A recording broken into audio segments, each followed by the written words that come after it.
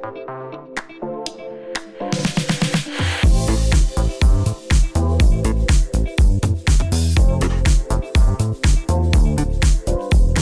Bhavik Pathak. I'm responsible for supplier quality and leading strategic supplier performance in Americas region. And I work for Alstom. So basically, Alstom is a global leader in the rail transport industry. We provide end-to-end solution in the rail market. So basically, provide the trains, high-speed trains. We design and supply high-speed trains, people movers going from one terminal to another, trams, light rail vehicle, metros. We also provide signaling solution. We maintain, the trains. We operate the trains. So we are pure rail leader in the global market, and our presence is in 63 countries, and we have more than 83,000 employees globally. So today we're here to talk about, resilience in that supply chain and making those more sustainable. Yeah. So are we currently seeing a massive shift in North America to bring manufacturing back home?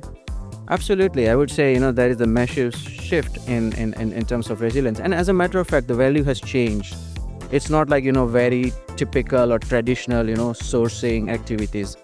Now the value is shifted because, to have a solid, supply chain across the board. Because specifically, if I talk about our market, rail market, our supply base are, spread globally, right? Now the value has changed. Why I'm saying, value has changed because it's not just matter of that, okay, we get the part at the, the lowest price. We need to ultimately reduce the risk for the organization, okay? If let's say we have, crisis situation, how fast we can recover because of the geopolitical tension and, a lot going on right now in the global market right now.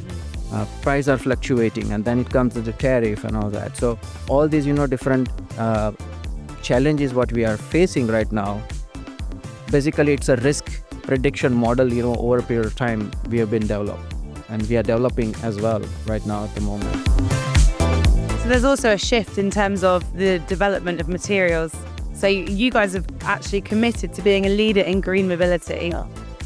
But what does that mean for the manufacturing process? How is that a greener process? So green in terms of, manufacturing process. So basically, of course, wherever it's possible, for example, very basic, we try to adopt the solar, technology and all that.